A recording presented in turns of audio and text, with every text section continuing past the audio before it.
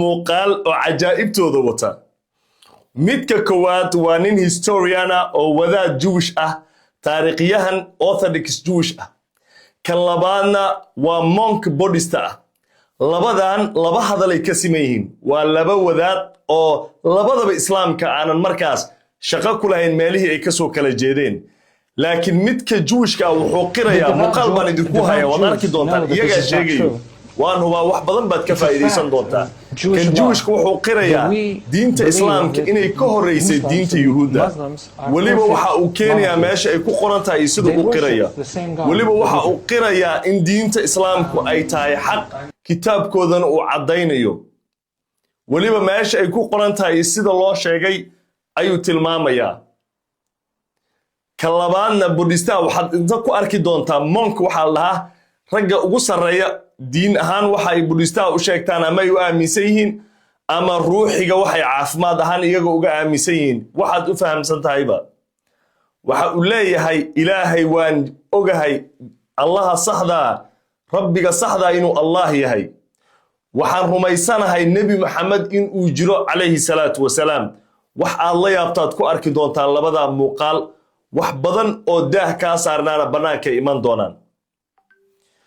ku soo dhawaada Kow Somali Media walaalaha qiimiga lahow.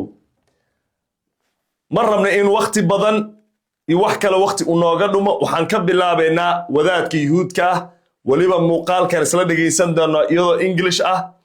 marka hore se mowduucan idin dulmaraya waxa uu ka hadlayo idinkoo fahamsan si aad u dhageysataan.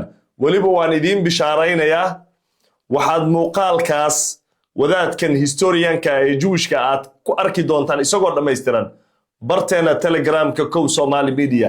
link hoosan Telegramka linkigiisa idin soo dhigi doonaa si aad halkaas uga gashaan groupka aan ku jirno ee Telegramka Kow Somali Media. waxaan kugu dhiirigelinayaa inaad walaalaha kale la wadaagto oo aad la share garayso lacalla ajir aad ka hesho qof dad badan iimaankoodu Ilaahay subxaanahu wa ta'aala ugu adkeedo uga ziyaado. wadaadkan magaciisa waxaa la yiraahdaa Benjamin Sanaya waa saan sheegnay waa Orthodox Jewish oo ka soo jeeda Israa'iil sidoo isaga leeyahay isaga nooga warrami doono. Turki shirka dhacay ayuu ka hadlayay oo ay isugu yimaadeen culimo Yuhuudeed iyo culimo muslimiin ah oo meeshaas looga hadlayay taariikhda islaamka iyo Judaismka iyo diinta Yuhuudda iyo mowduuc noocaas oo kala laga hadlayay. meeshii hadal ku lahaa saddex hadal oo cajaa'ib leh ayuu ninkan sheegay ku maqli doontaa muuqaalkan oo ku soo socda hadhararin. kan koowaad wuxuu leeyahay diinta islaamka horta isaga taariikh ahaan naftiisu ka warramaya bilowga wuxuu leeyahay magacayga waxa leedahay Benjamin Sanaya waxaan ahay Orthodox Jewish. wuxuu leeyahay waxaan u shaqeeyaa as a historian taariikhyahan ayaan ahay nin taariikhda ku takhasusay inuu yahay ayuu sheegayaa.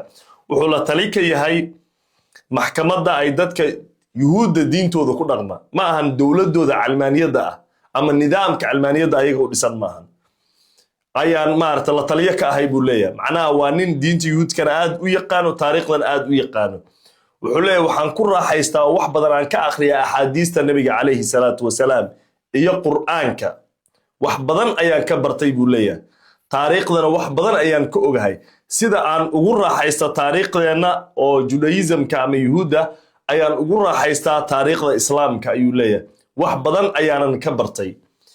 waayahay aan sii socono marka qaybta koowaad saddexda qayb oo muhiimka aan idin sheegay hadalkiisa aad ku arki doonto cajaa'ibna kugu noqon doonto la yaabi doonto. tan koowaad wuxuu leeyahay islaamka waxaa naloo sheegay buu leeyahay annaga ama kitaabadeena aan ku baranay waa kitaabka Yuhuudde in ay jirto wax bini aadamka dhan uu ku dhasho diin bini aadamka dhan uu ku dhasho inay jirto. bal u fiirso waxaa la dhahaa waa fitro. fitradii wuxuu leeyahay waxaa jirta common faith wax la dhaho ama diin caam ah bini aadamka dhan markuu dhasho islaamnimo ku dhashaa. diintaasna waxaan ognahay buu leeyahay in islaamku ay tahay oo Ilaahay kaligiis ay tahay uu bini aadamka dhan ku dhasho. isaga dhahaya aniga ma dhihin waadna maqli doontaa. cajaa'ibta labaad wuxuu leeyahay marka diintan dadka dhan ay ku dhashaan magacyo kala duwan ayaa loogu yeeri jiray xilliyo kala duwan.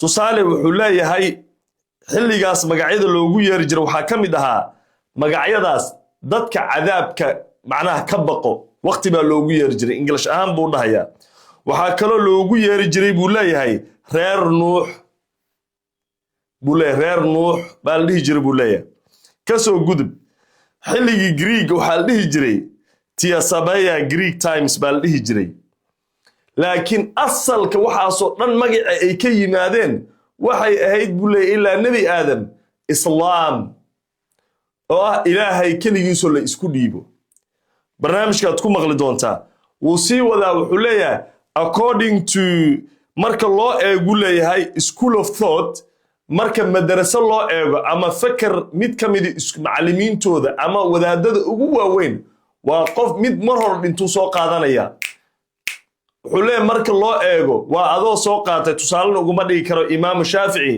imaam Ahmed bin Hanbal imaam Malik adoo soo qaatoo kale uu leeyahay saasuu qabaa muxuu qabaa wuxuu qabaa uu leeyahay in ma aragtay diinta islaamka ay tahay diimahaas la sheegaa magacyada kala duwan loo bixiyay waxaana saas qabuu leeyahay Rabbi bin Masak according to school of thought Rabbi bin Samak wuxuu qabaa buu leeyahay in islaamka